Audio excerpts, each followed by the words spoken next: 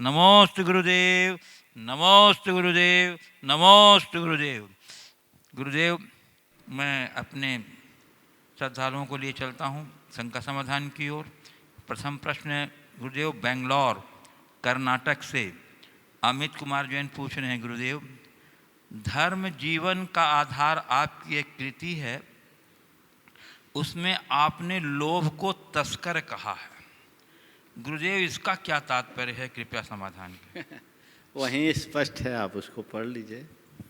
मैंने कहा कि जैसे तस्कर लोग होते हैं वे खुद तो छुपे रहते हैं, काम उनके कारिंदे करते हैं। ऐसे ही लोभ है जो खुद तो अंदर दबा रहता है लेकिन अपना काम अन्य कषायों से करता रहता है।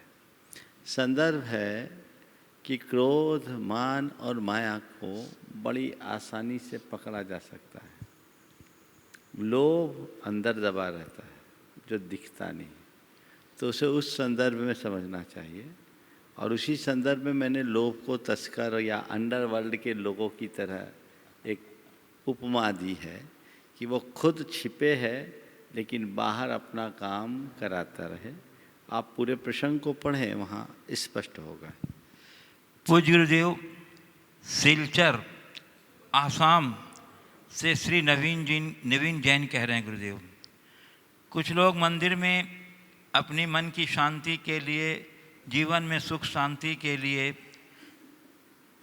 शांति धारा करवाते हैं, परंतु गुरुदेव जब किसी और के जीवन में दुख दर्द आता है तो वहाँ जिम्मेदारी उठानी होती है तो लोग जिम्मेदारियों से क्यों भागने लगते हैं?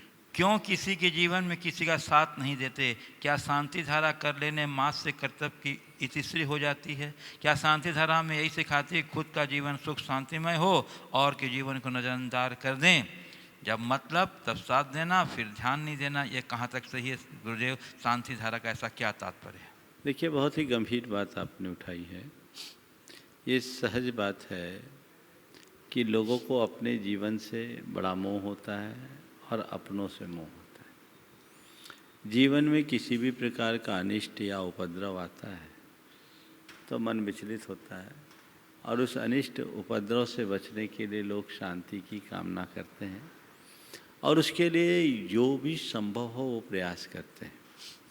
वर्तमान में शांति धारा का महात्म लोगों में बहुत ज़्यादा चर्चित है और अपने अशुभ अमंगल अनिष्ट के निवारणार्थ लोग शांति धारा करते या करवाते हैं।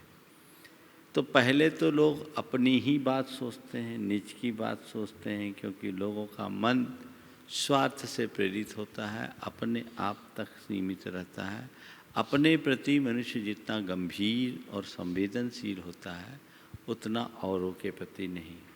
तो इस वजह से वो शांति धारा करते हैं, कराते हैं, ये बुरा नहीं है और इसका लाभ भी हम सब देखते हैं। हमारे अशुभ अमंगल के निवारणार्थ धार्मिक अनुष्ठानों में ये एक श्रेष्ठ अनुष्ठान है। लेकिन औरों की अशांति को दूर करने में मदद, औरों को अशांति में फंसा देखकर उन्हें साथ न देना कहीं न कहीं हमारी कमजोरी को दर्शाता है। हमें अपनी संवेदना को व्यापक बनाना चाहिए। जितना हम स्वयं के प्रति गंभीर हैं, हमें उतनों औरों के प्रति भी कुछ रूप में अपनी संवेदना जरूर जगाना चाहिए। लेकिन यही मोह है। जो लोग मोह से प्रेरित होते हैं वे केवल निज की शांति की बात करते हैं और जो सच्चे अर्थों में धर्म से प्रेरित होते हैं वो सर्व शांति की बात करते हैं। हमें निज की ही शांति नहीं, सबकी शांति की भावना रखनी चाहिए और भावनात्मक शांति तो हम सबके लिए कर ही सकते हैं। निज के लिए भी करो तो ये मत सोचो कि मेरी ही शांति हो, हे प्रभु सबकी शांति हो। आजकल ये चलन हो गया नाम बुलवाने का कि इसके नाम इसके नाम इसके नाम की शांति धारा, तो उसको लगता है कि मेरा नाम हो गया तो मेरी शांति हो गई। अब और शांति हो या ना हो, मन में तो शांति हो ही जाती है कि चलो हमारी शांति धारा हो गई, शायद इसका कुछ असर पड़े। लेकिन नाम लिया जाए या नहीं ये बात अलग है।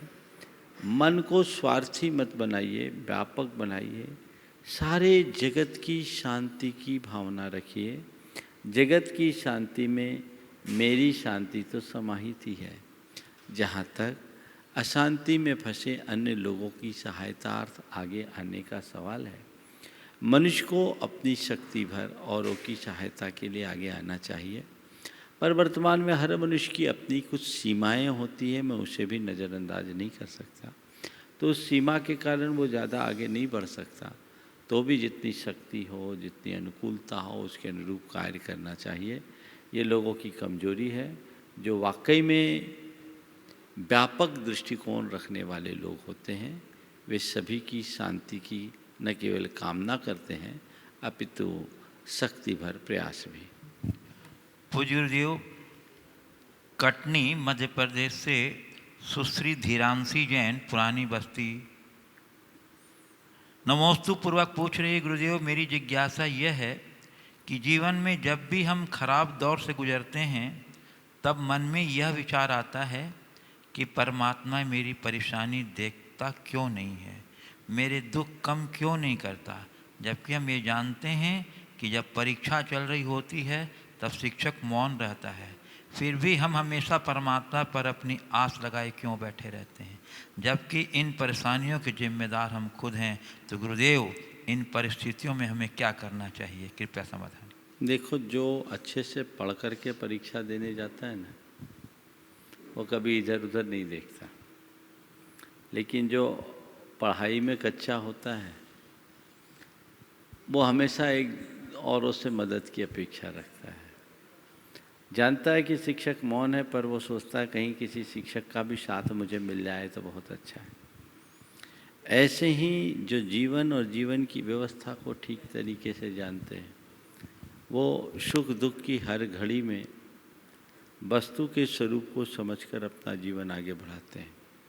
लेकिन जो लोग जीवन और जीवन की वस्तु व्यवस्था को ठीक तरीके से नहीं जानते, वो या तो भगवान की तरफ देखते हैं या अन्य किसी निमित्तों की ओर जाते हैं। वस्तु के स्वरूप को समझे और ये जाने कि जीवन के जितने भी सुख दुख हैं, ये सब हमारे जीवन के हिस्से हैं और इसका मूल हमारा अपना अपना कर्म है। कर्मों के अनुरूप सबको अपने अपने परिणाम भुगतने पड़ते हैं, सो हम भी भुगत रहे हैं। ऐसी दृष्टि और धारणा अगर हमारे मन में बन जाए तो हमारा सारा जीवन सुव्यवस्थित हो। पूज्य गुरुदेव, बिनौली बागपत से नितिन जैन, उत्तर प्रदेश से पूछ रहे हैं, गुरुदेव किसी ने बड़ी अच्छी बात का बयां किया है कि उदास फिरता है अब महल्ले में बारिश का पानी। उदास फिरता है अब महल्ले में बारिश का पानी। कश्तियां बनाने वाले बच्चे मोबाइल से इश्क कर बैठे। महाराज श्री, बच्चों का बचपन मोबाइल में कहीं खो गया है, ऐसा क्यों? केवल बच्चों का ही क्यों, बड़ों का भी तो खो गया। अब बच्चों को सिखाया किसने? बड़ों ने ही ना। आज बड़े जब खुद बच्चों के साथ सामने मोबाइल का ज़रूरत से ज़्यादा प्रयोग करेंगे तो बच्चे उसके प्रति आकर्षित तो होंगे ही होंगे। जो इस दिशा में जागरूक होते हैं वे कैसा व्यवहार करते हैं। मैं एक दंपति को जानता हूँ, पति पत्नी दोनों एक मल्टीनेशनल कंपनी में काम करने वाले। जब उनको बच्चा होना था, उन्होंने नियम ले लिया कि ऑफिस से बाहर हम इंटरनेट का प्रयोग ही नहीं करेंगे, और उन्होंने अपने आईफोन को ऑफिस तक सीमित रख लिया। घर में लैंडलाइन रख लिया, लैंडलाइन से उपयोग करने लगे, और कहीं बाहर जाने आने के लिए हो तो बिल्कुल सिंपल जो फ़ोन होता है वो फ़ोन रखा। और बच्चे होने के बाद वो 4 साल तक यही व्यवस्था रखे, केवल इसलिए कि अगर हम मोबाइल का प्रयोग करेंगे तो हमारे बच्चे के प्रति तो स्वाभाविक आकर्षण होगा। बच्चे में गर्भ से ही बच्चा सीख जाता है। एक चित्र मैंने देखा था, एक तुरंत का जन्मा बच्चा होगा 5-7 दिन का, उसके हाथ में मोबाइल रखा तो खुश हो गया, और मोबाइल छीन लिया तो ऐसा रो रहा है मानो उसका सब कुछ छिन गया, और मोबाइल लेते ही शांत। तो मैं पूछता हूँ इसका जिम्मेदार कौन? कि आप चाहते हैं कि बच्चे इन क्रियाओं से दूर रहे, तो आपको चाहिए कि आप बच्चों के सामने वैसा आदर्श उपस्थित करें। जब तक आप बच्चों के सामने वैसा आदर्श उपस्थित नहीं करोगे, बच्चे अपने जीवन में ऐसा कहाँ कर पाएंगे? तो बच्चे वही करते हैं जो वो देखते हैं, जो आपसे सीखते हैं। तो बच्चों के साथ आप वैसा करने की कोशिश कीजिए। आप खुद जागरूक रहिए, केवल बच्चों पर दोषारोपण न कीजिए। साथ ही बच्चे अगर इंटरनेट आदि का उपयोग भी करते हैं, मोबाइल का करते हैं, आजकल तो पढ़ाई में भी इसकी ज़रूरत पड़ने लगी, उन्हें औचित्य का बोध कराएं। किसी भी साधन का हमें कितना प्रयोग करना है, यदि ये जागरूकता आप अपने और अपने बच्चों के मन में रखेंगे तो निश्चित ये समस्याएं सलट जाएगी। पूज्य गुरुदेव, कटनी मध्य प्रदेश से सुश्री अदिति शैलेंद्र जैन नमोस्तु पूर्वक कह रही हैं गुरुदेव कि लोग कहते हैं कि स्थितियां इंसान को सब सिखा देती है, तो क्या कठिनाइयां ही व्यक्ति को मजबूत बनाती है? यदि हाँ, तो हम किन शर्तों और बिंदुओं के तहत इन कठिनाइयों को मापें, और यदि नहीं तो फिर कैसे एक मजबूत व्यक्ति बने? बिल्कुल यथार्थ बात है, कठिनाइयाँ ही मनुष्य को मजबूत बनाती हैं। आपने पूछा यदि ऐसा है तो हम किन बिंदुओं और शर्तों के माध्यम से अपनी कठिनाइयों को नापें और मजबूत बने। देखिए, पेड़ जब तक धूप में तपता नहीं तब तक उसमें फल उगते नहीं, फल भी जब तक तपते नहीं तब तक फल पकता नहीं, धरती जब तक तपती नहीं तब तक बारिश होती नहीं। प्रचंड धूप से जब धरती तप कर फटती है तब कहीं जाकर बारिश होती है। ये प्रकृति का नियम है। तो अवे के आँच में जब तक मिट्टी को तपाया नहीं जाता वो घड़ा नहीं बनता। ये प्रकृति का विधान है। जब तक मनुष्य परेशानियों और कष्टों को न सहे तब तक जीवन आगे नहीं बढ़ता। ये सच है कि परेशानियाँ मनुष्य को तोड़ने के लिए नहीं अपितु उसे और मजबूत बनाने के लिए आती है। हवा, पानी, आंधी, तूफान ये जब चलते हैं तो इससे पेड़ मजबूत होते हैं। इसे हमें अपने जीवन का हिस्सा मान करके चलना चाहिए। इन्हें घबराना नहीं, इनसे कभी घबराना नहीं चाहिए। एक व्यक्ति ने अनार का बाग लगाया। उसका बेटा हार्वर्ड यूनिवर्सिटी से पढ़कर आया। वो बाग देख रहा था। कुछ पौधे छोटे थे, उनकी डालियां लप रही थी।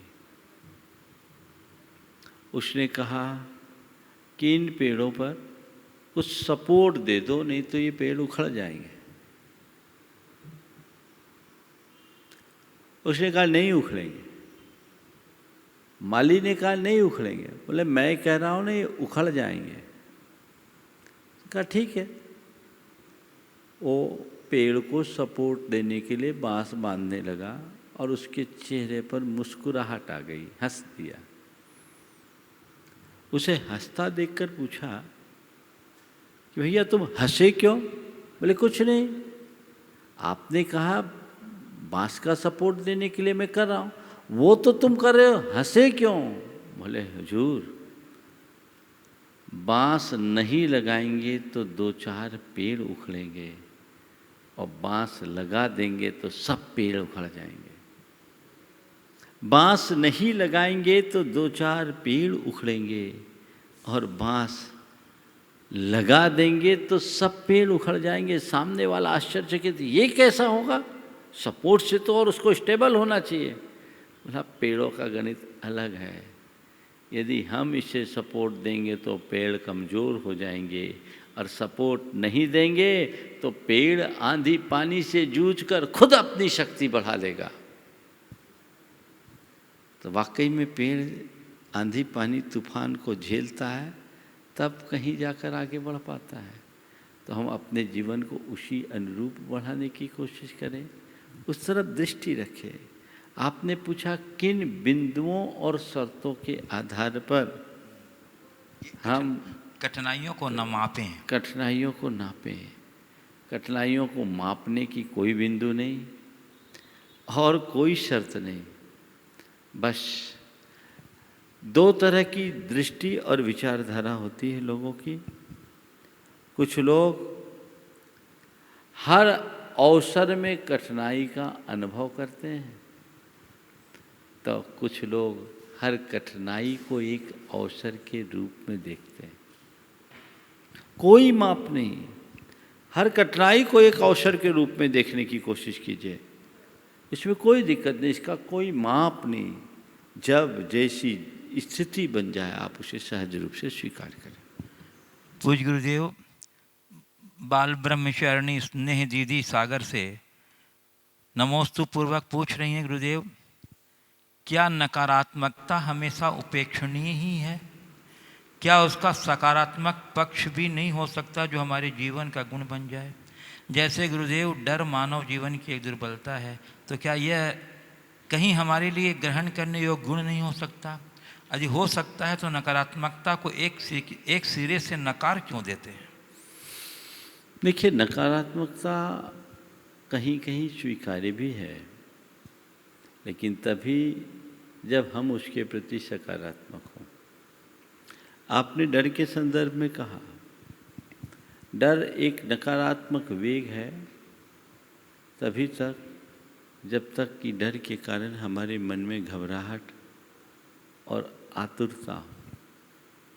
लेकिन डर एक सकारात्मक गुण भी बन सकता है, बशर्ते डर के कारण हम सतर्कता को अपना लें। भयजन स्थिति उत्पन्न होने पर यदि हमारे मन में घबराहट है तो ये नकारात्मकता है, और भयजन स्थिति के सामने आने पर हमारे अंदर सतर्कता है तो ये उसका सकारात्मक परिणाम है, ये एक सकारात्मक प्रतिक्रिया है। तो हमें उस तरीके से देख करके चलना चाहिए और अपने जीवन के क्रम को उसी अनुरूप बढ़ाने का प्रयास करना चाहिए। तो आपने कहा क्या नकारात्मक हर जगह उपेक्षणीय है? हाँ, कई जगह नकारात्मकता स्वीकार्य है, बशर्ते हम उसे सकारात्मक दिशा में लेके चलें। पूज्य गुरुदेव, कटनी मध्य प्रदेश से श्रीमती चंद्रप्रभा जैन कह रही हैं कि सत्य को कभी भय नहीं रहता कि कोई उसे जान ले, और नहीं कोशिश करता है छुपाने की, परंतु झूठ तो अपने को छुपा कर रखता है और भय और अशांत रहता है, ऐसा क्यों? देखिए, हमेशा झूठ को छुपाना ही पड़ता है। जहाँ सच्चाई है कहते साच को आँचना। सच को अपने आपको छुपाने की ज़रूरत नहीं होती, और झूठ कभी उजागर होना नहीं चाहता। यही झूठ की कमजोरी है, इसलिए झूठ के पाँव नहीं होते, ये कहा जाता है, वो टिकेगा नहीं। तो जिसमें कृत्रिमता है उसे छुपाना पड़ता है, और जिसमें स्वाभाविकता है वो सतत उजागर रहता है। पूज्य गुरुदेव, उदयपुर राजस्थान से डॉक्टर SK लोहाड़िया कह रहे हैं, गुरुदेव अब श्री मंदिर जी दर्शनार्थ खुल गए हैं, परंतु द्रव्य पूजा, माला व श्री जिनवाणी जी को हाथ लगाना मना और उचित भी नहीं है। ऐसे में हम श्रावक के पास दो विकल्प है।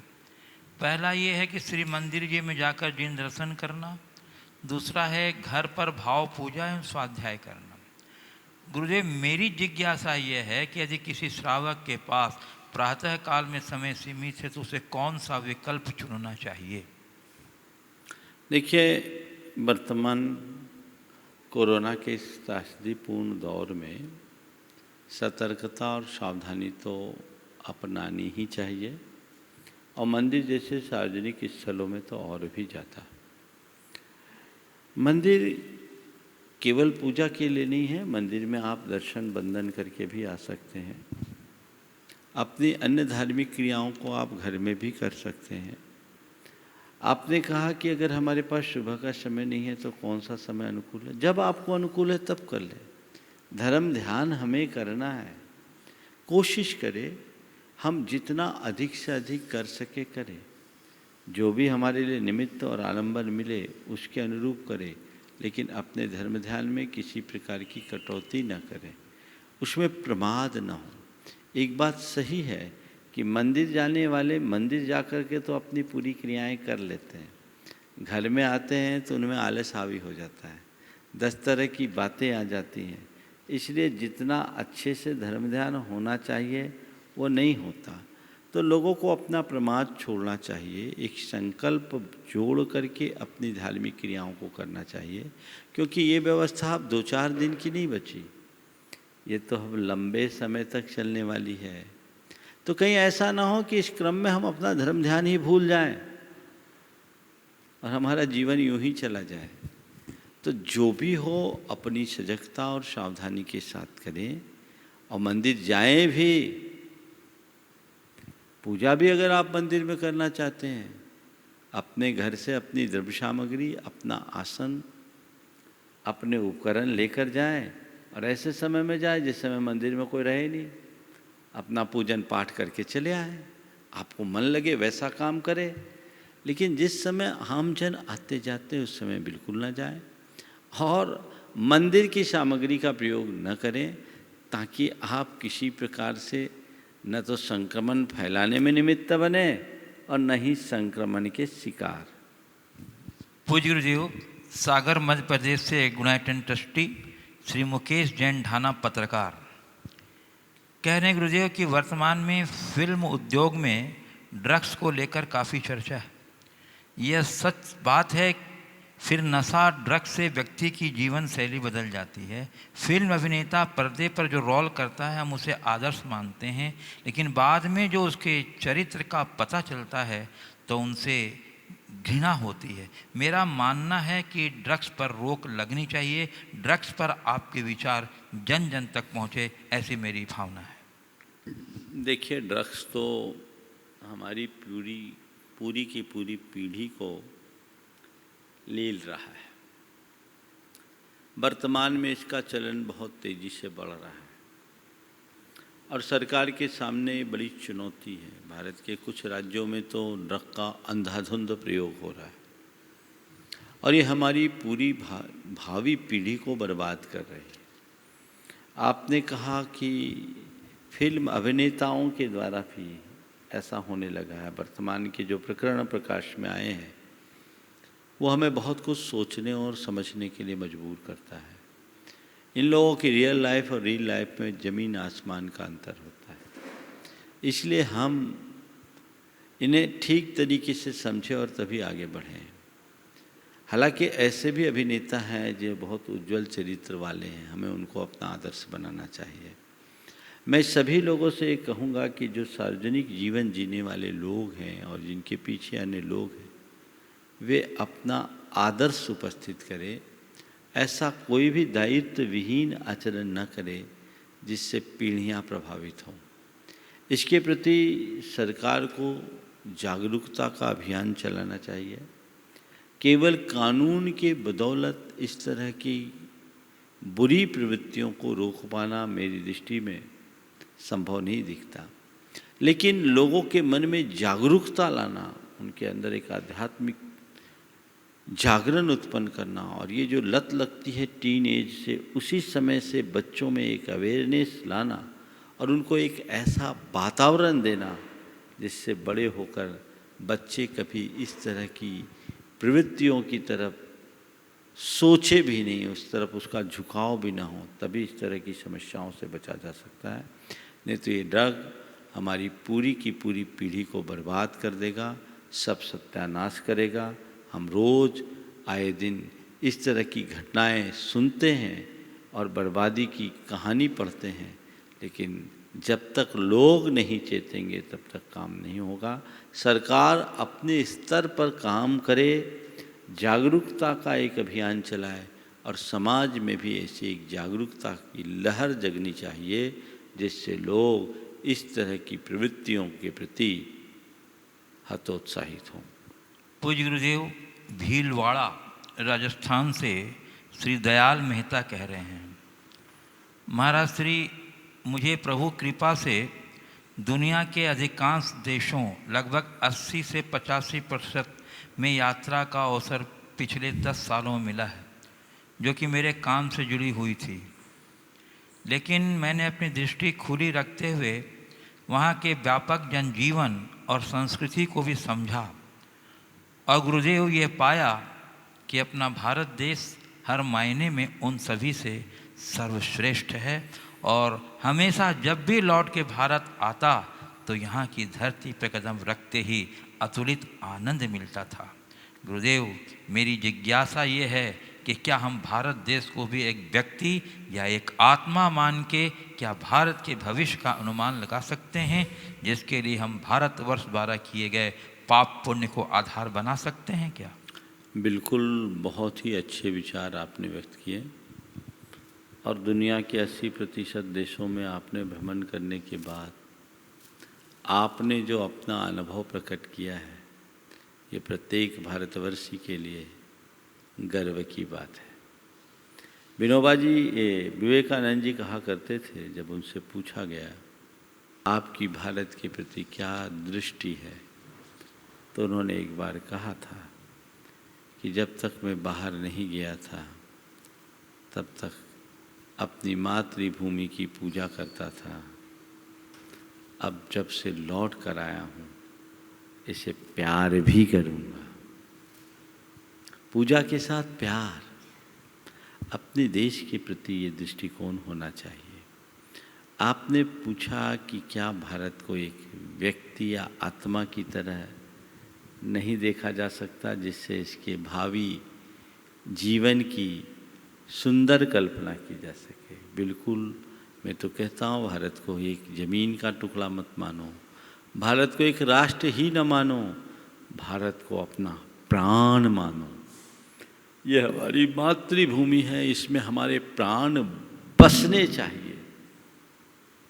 जब तक अपने देश के प्रति ऐसा गौरव का भाव नहीं होगा, देश के प्रति सच्चा समर्पण नहीं होगा और हम अपने जीवन को ऊंचा उठाने में समर्थ नहीं होंगे। पूज्यदेव देवेंद्र नगर पन्ना मध्य प्रदेश से अतिशय जैन कह रहे हैं, गुरुदेव, कहा गया है कि पूरे दिन में कम से कम दिन का 24वां भाग संतों के संग व्यतीत करना चाहिए और कदाचित संतों का संग न मिले तो बच्चों के साथ व्यतीत करना चाहिए, क्योंकि बच्चे ही तुम्हारे घर के संत हैं। गुरुदेव, संत बात का समागम तो समझ में आता है, मगर किस संदर्भ में बच्चों को संत सा कहा गया है, कृपया? देखिए, 24 घंटे का 24वां भाग संतों के बीच बिताना अच्छी बात है। जिन्होंने बच्चों से इसे जोड़ा है उनका क्या दृष्टिकोण होगा मुझे नहीं मालूम, पर मैं ये समझता हूँ इसे बच्चों का मतलब केवल अल्प उम्र वाले बच्चों से नहीं, अपितु बचपने से होना चाहिए। बचपना जो हमारा प्राकृतिक और नैसर्गिक जीवन होता है, अपने जीवन में सहजता, अकृत्रिमता, सरलता को उद्भावित करने का प्रयास करना चाहिए। अपने मन को थोड़ी देर के लिए बच्चा बना लो, देखो जीवन कितना अच्छा होगा। किसी भी प्रकार का ईगो नहीं, किसी प्रकार की चिंता नहीं, किसी प्रकार का टेंशन नहीं, किसी बात का मलाल नहीं। थोड़ा बहुत कुछ हुआ भी तो वहीं के वहीं निपट गया। ये निश्चलता जीवन में आती है तो हमारा जीवन निश्चित ऊंचा होता है। पूज्य गुरुदेव, प्रामाणिक समूह की शंका समाधान टीम की कोऑर्डिनेटर सुकृति जैन नमोस्तु पूर्वक पूछ रही हैं, गुरुदेव, कि कहते हैं कि भगवान सब जगह विद्यमान है, ढूंढो तो अपने अंदर ही मिल जाएंगे, तो तो फिर हमें मंदिर जाने की क्या आवश्यकता है? एक बार एक परिवार मेरे पास आया, उनके साथ एक बच्चा भी था। बच्चा क्या था? MBA का स्टूडेंट था। परिवार के लोगों ने कहा कि महाराज इसे कहिए ये मंदिर जाए। मैं कुछ कहने की अपेक्षा जब उसकी तरफ देखा तो उसने कहा, महाराज भगवान तो सब जगह है, हम मंदिर क्यों जाएं? भगवान तो सब जगह है, हम मंदिर क्यों जाएं? हमने कहा बिल्कुल ठीक कहते हो। ये बताओ, हवा भी तो सब जगह है। बोले हाँ, हवा भी सब जगह है। हवा सब जगह है तो हम बोले ये बताओ, अपनी गाड़ी में हवा भरनी होती है तो क्या करते हो, कहीं से भी हवा लेकर के भर लेते हो? बोले नहीं महाराज, उसके लिए तो हमें फिलिंग स्टेशन में जाना पड़ता है। फिलिंग स्टेशन में क्यों जाते हो? बोले महाराज उसके लिए उतना प्रेशर चाहिए, सब जगह हवा है पर वैसा एयर प्रेशर नहीं है कि हम अपनी टायर में भर सकें, उसके लिए फिलिंग स्टेशन में ही जाना पड़ता है। तो मैंने उसको इतना ही समझाया कि भैया मान लिया भगवान सब जगह है, जैसे हवा सब जगह है वैसे भगवान भी सब जगह है, मान लिया, लेकिन प्रेशर तो मंदिर में ही मिलता है जहाँ तुम अपने आप को रिचार्ज कर सको, हर जगह नहीं मिल सकता। इसलिए मंदिर का काम मंदिर में ही होगा। भगवान सब जगह हैं, लेकिन सब जगह हमें भगवान दिखते कहाँ हैं? मंदिर में जाते ही हमारी भावधारा बदल जाती है। यही तो मंदिर के वातावरण का प्रभाव है। तो मंदिर की तरफ हमारी दृष्टि हो, उसके महत्व को हम ठीक तरीके से उसके महत्व को हम ठीक तरीके से समझकर आत्मसात करें। पूज्य गुरुदेव, जैन धर्म में केंद्र बिंदु अहिंसा को माना गया। यदि अहिंसा व्रत का पूर्णतया पालन किया जाए तो बाकी पापों से हम स्वयं छूट जाएंगे।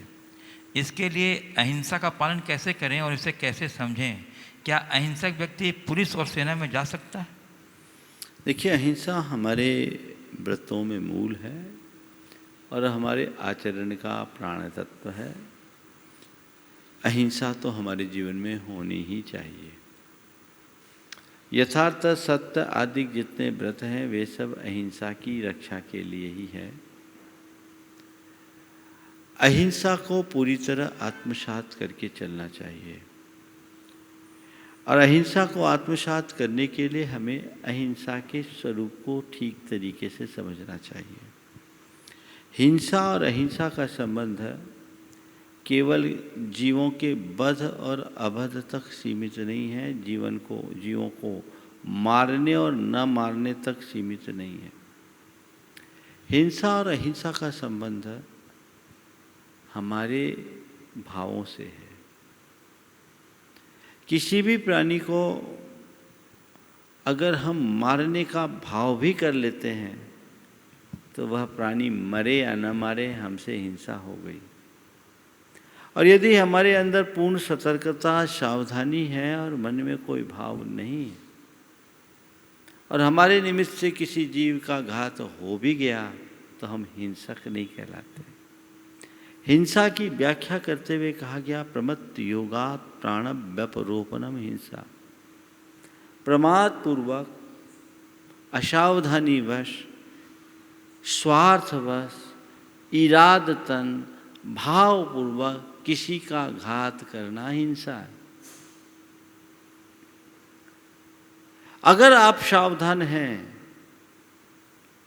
तो हिंसा की घटना घटने के बाद भी आप हिंसक नहीं। एक डॉक्टर किसी का ऑपरेशन कर रहा है, ऑपरेशन फेल हो गया। ऑपरेशन के फेल होने के बाद भी क्या हम उस डॉक्टर को उसका हंता कहेंगे, हत्यारा कहेंगे? नहीं कहेंगे। अरे डॉक्टर साहब ने तो जी जान लगा दी क्या करे हमारा भाग्य ही खोटा था, यही ना कहेंगे। लेकिन एक व्यक्ति ने किसी को गोली मारी, गोली बाजू से निकल गई तो वो बच गया, उसको क्या कहेंगे? वो तो उसके हत्या के इरादे में था, उसके ऊपर जुर्म भी चढ़ेगा कि नहीं चढ़ेगा? उसके ऊपर हत्या के प्रयास का गंभीर आरोप लगेगा, अपराध सिद्ध होगा और उसे सजा मिलेगी। क्या हुआ? एक जगह जीव मर भी गया तो भी वो सजा का भागी नहीं, और दूसरी जगह बच गया तो भी वो सजा का भागी।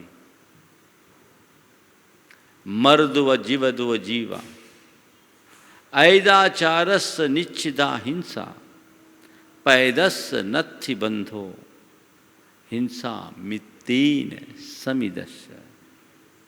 जीव मरे या न मरे, जो अयत्नाचारी है उसको नियमतः हिंसा का दोष लगता है, लेकिन जो सावधानी से चलता है, सतर्कता और सजगता से चलता है, हिंसा मात्र से वह दोष का भागी नहीं होता। तो अब ये अहिंसा है और अहिंसा का हमें पालन करना चाहिए। जहाँ तक पुलिस और सेना में जाने की बात है, अहिंसा उसमें बाधक नहीं बनती। हमारे यहाँ 4 प्रकार की हिंसा बताई है। संकल्पी हिंसा, आरंभी हिंसा, उद्योगी हिंसा और विरोधी हिंसा। संकल्पी हिंसा का मतलब संकल्प पूर्वक की जाने वाली हिंसा, यानी इरादतन की जाने वाली हिंसा, अपने स्वार्थ, मनोरंजन, स्वाद लिप्सा और अन्य कार्यों के निमित्त जो हिंसा होती है उसको बोलते संकल्पी हिंसा। इसका प्रतिज्ञा पूर्वक पूरी तरह त्याग होना चाहिए। आरंभी हिंसा अपने घर गृहस्थी के कार्यों में, नहाने धोने, खाना पकाने आदि के निमित्त से जो हिंसा होती है उसको बोलते हैं आरंभी हिंसा। जिसके बिना एक गृहस्थ रह नहीं सकता, वो उसके लिए क्षम्य है, पर उसमें यथासंभव यत्नाचार के पालन का निर्देश है। तीसरी है औद्योगिक हिंसा। अपनी जीविका के उपार्जन के निमित्त व्यापार, व्यवसाय, उद्योग, धंधे, खेती बाड़ी आदि के निमित्त जो हिंसा होती उसे बोलते हैं उद्योगी हिंसा। इसमें यथासंभव सावधानी रखनी चाहिए। जीवन के निर्वाह के लिए इस तरह का उद्योग आवश्यक है, पर उद्योग में हिंसा हो, हिंसा का उद्योग ना हो, इतनी सावधानी भी रखना चाहिए। ये औद्योगिक हिंसा है जिसमें यथासंभव यत्नाचार पूर्वक उसका निर्वाह करना चाहिए। और चौथी हिंसा है विरोधी हिंसा।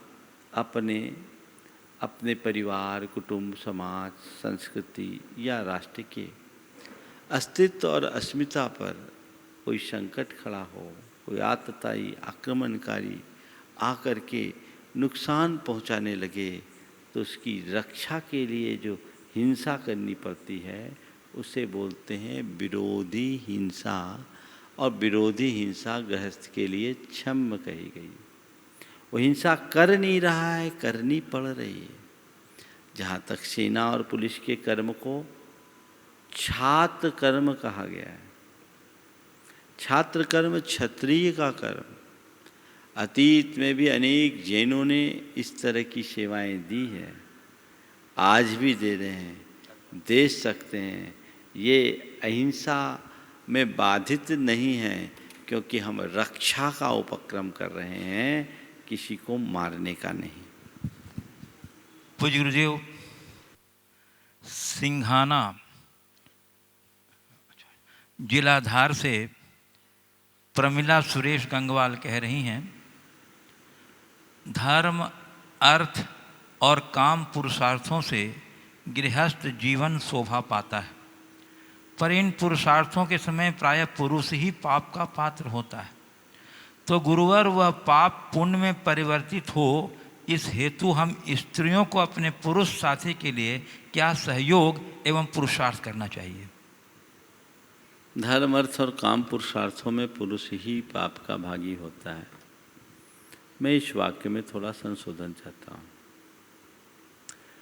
उपदेश चूंकि पुरुषों को प्रधानता रख करके दिया गया है, लेकिन इसका अर्थ नहीं स्त्रियां भी धर्म अर्थ और काम पुरुषार्थों का सेवन कर सकती है, समन्वय बनाकर जी सकती है। स्त्रियां भी व्रतों को अंगीकार कर सकती है और वो अपने जीवन को वैसा आगे बढ़ा सकती है।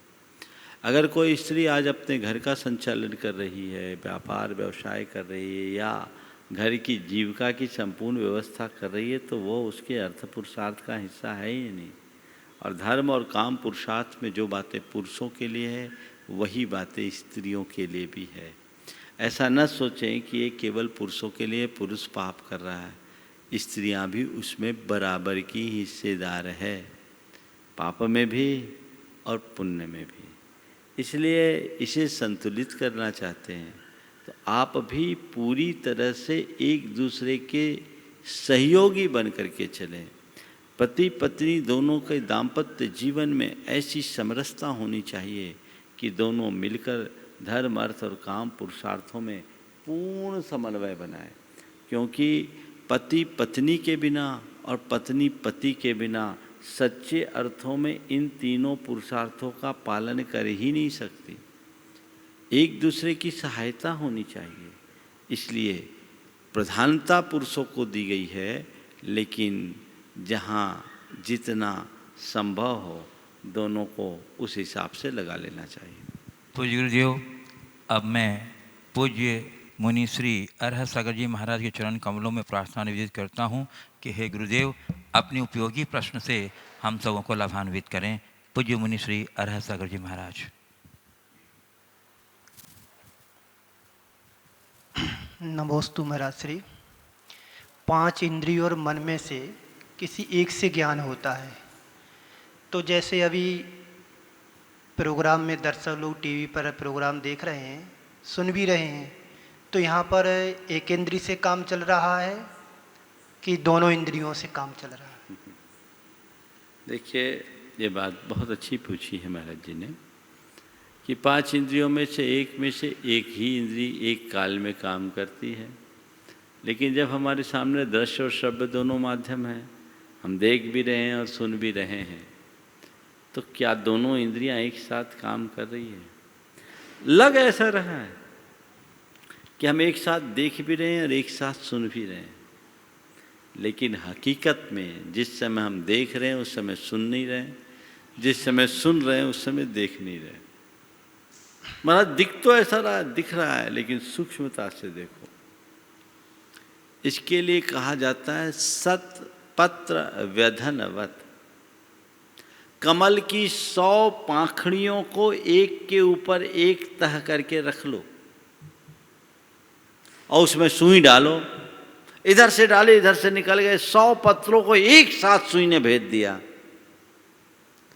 अब बताओ, एक साथ भेदा या क्रम से?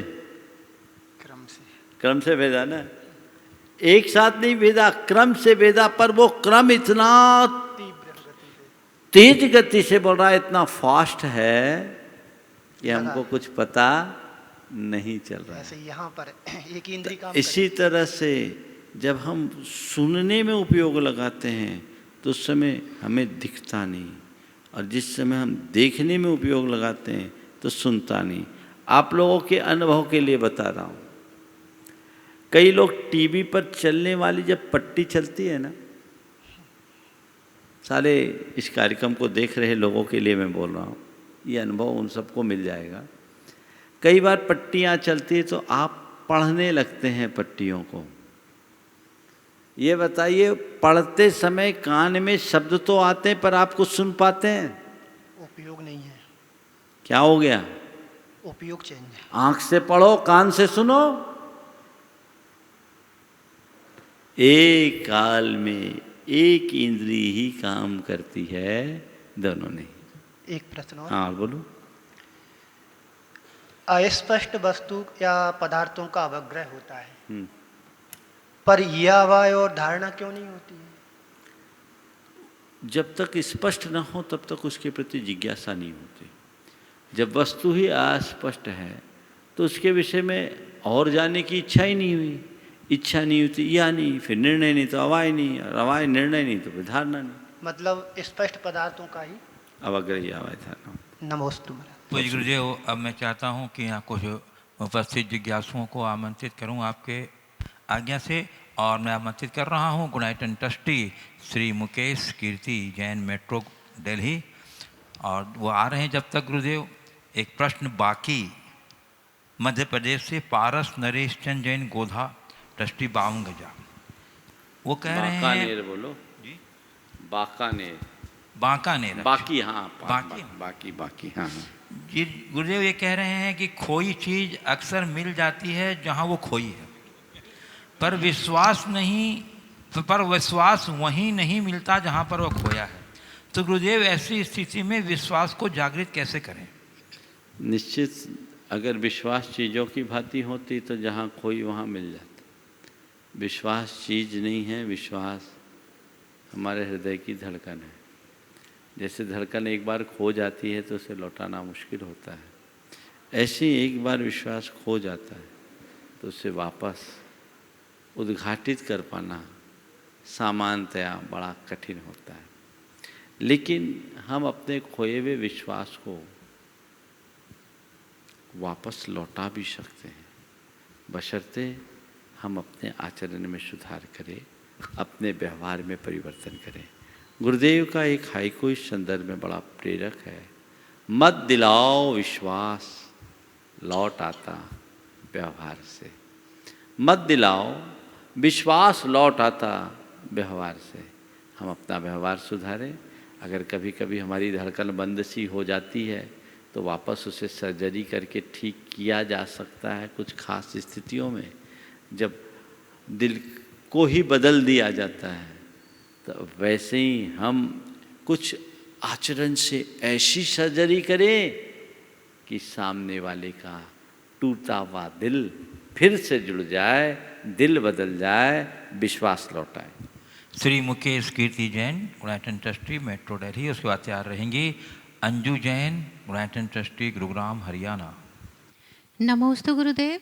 पिछले अनेक भवों से हमारे मस्तिष्क में अग्रहित मिथ्यात्व के संस्कार पड़े हुए हैं, तो गुरुदेव हम अपने अवचेतन मन को ऐसा क्या कमांड दें जिससे कि इस अग्रहित मिथ्यात्व के टुकड़े हो सकें?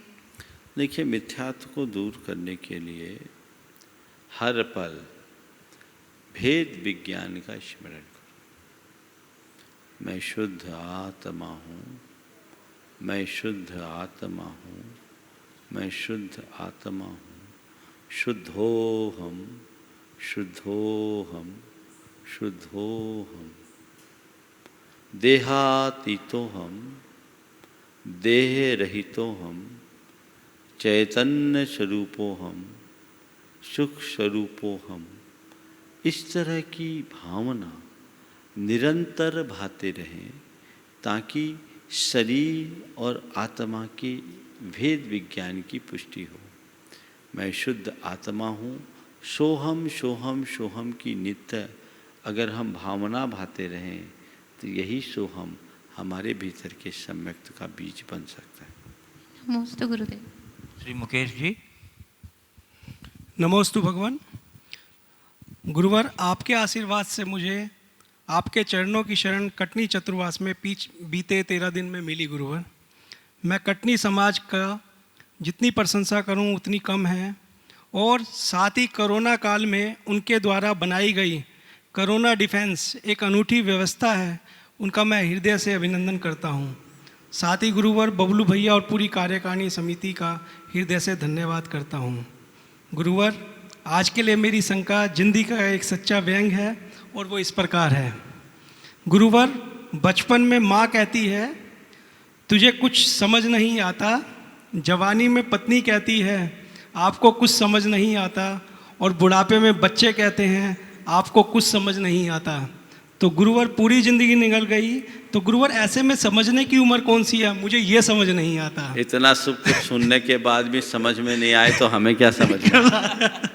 इतना सब कुछ सुनने के बाद भी अगर समझ में नहीं आता तो हमें भी कुछ समझ में नहीं आता। समझो, यही तो दुर्गत है। सुन लो, समझा समझा एक है, अनसमझा सब एक। समझा समझा एक है, अनसमझा सब एक। और तीन को समझा जानियो, जिनके घट में विवेक। अपना विवेक जागृत कर लो। वो कह रहे हैं कि आपको कुछ समझ में नहीं आता, कहती होगी बाजू से, तो तुम खुद समझ लो कि इशारा क्या है। अगर सामने वाला कह रहा है कि समझ में नहीं आता, तो अपने आप को समझो, अपना विवेक जागृत करो। ध्यान रखो, जब तक पर मुखाभिक्षी बने रहोगे, अपना उत्कर्ष नहीं कर सकोगे। अपने जीवन को ऊंचा उठाना है तो व्यक्ति को खुद को ऊंचा उठाना होगा, उसके लिए प्रयास करना होगा। नमोस्तु भगवान। Anju Jain, Gurugram Haryana, granted trustee. नमोस्तु गुरुदेव, नमोस्तु नमोस्तु। गुरुदेव, अक्सर इंटरव्यू में एक क्वेश्चन पूछा जाता है कि आपकी वीकनेस क्या है, और इसका जवाब मौन होता है। तो क्या वीकनेस को पहचानना इतना मुश्किल है? वीकनेस को पहचानने, उसको एक्सेप्ट करने और उसको सुधारने की कला कैसे सीखें? आपने अपना अनुभव बताया कि वीकनेस में पूछा है, इंटरव्यू में पूछा जाता है आपकी वीकनेस क्या है, तो प्राय लोग मौन हो जाते हैं। मैं अपना उत्तर देने से पूर्व आपसे पूछूंगा कि जब ये मौन होते हैं तो इंटरव्यू लेने वाले के ऊपर उसका क्या असर होता है? गुरुदेव, यही कि सामने वाला अपने को पहचान नहीं पा रहा है इतना। तो उसके लिए नकारात्मक होता है या सकारात्मक?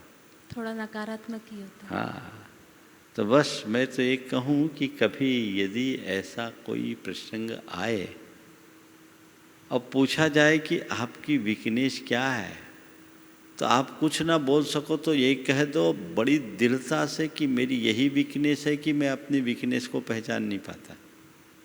ये एक वीकनेस है और इसे एक्सेप्ट कर लेना चाहिए।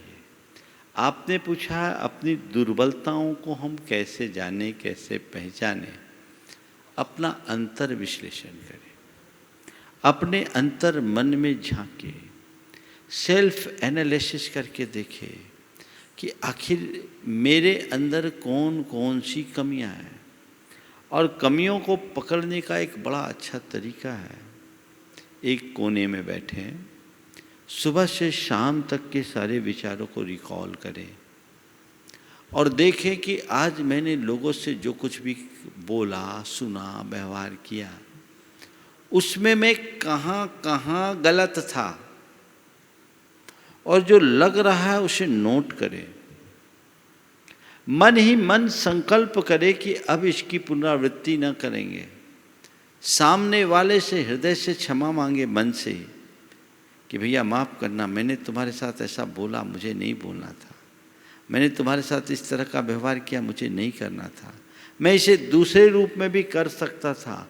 इस तरह की बात करके अपनी निंदा करे, अपनी आलोचना करे और उसकी पुनरावृत्ति न करने का संकल्प ले, तो व्यक्ति अपनी बुराइयों से बच सकता है। अपने अंदर हमें झांकना होगा, बारीकी से देखना होगा कि आखिर मैं कहाँ कहाँ कमज़ोर पड़ रहा हूँ, मेरे अंदर की कौन कौन सी बड़ी दुर्बलताएं हैं। और फिर हम प्रथम चरण में दुर्बलताएं तो हर मनुष्य में, संसार में एक भी मनुष्य ऐसा नहीं जिसके अंदर कोई वीकनेस ना हो। बस एक भगवान ही है जो पूर्णतः दोष मुक्त हैं, दुर्बलता मुक्त है। हम आप भगवान नहीं हैं, हमें दोष है, हमें दुर्बलता है। हम अपनी वीकनेस को पहचाने और प्रथम चरण में जो बड़ी वीकनेस है उसे दूर करने की ठाने। अपनी समीक्षा करें, समीक्षा करने के बाद उसे दूर करने का संकल्प लें। भविष्य में उसकी पुनरावृत्ति न हो इसके लिए सजग हों और ये दोष हमेशा नष्ट हो जाए इसके लिए सक्रियता लाएं। संकल्प, समीक्षा, संकल्प, सजगता और सक्रियता, ये 4 ऐसे चरण हैं जो हमें हमारी सारी कमजोरियों से मुक्त कर सकते हैं।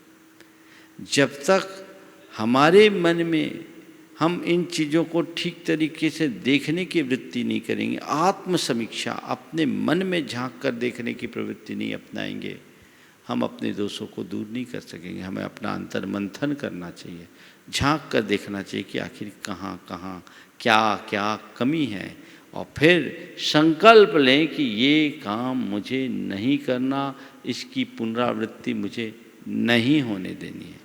और उसके बाद अपने संकल्प के प्रति सजग रहें और उसको पूर्ण करने के लिए सक्रिय बने, तभी हम अपने जीवन को ऊंचा उठा सकेंगे और अपनी सारी खामियों को दूर करके खूबियाँ भर सकेंगे। समय आप सबका हो गया, यहीं पर विराम। बोलिए परम पूज्य आचार्य गुरुवर श्री विद्यासागर जी महाराज की।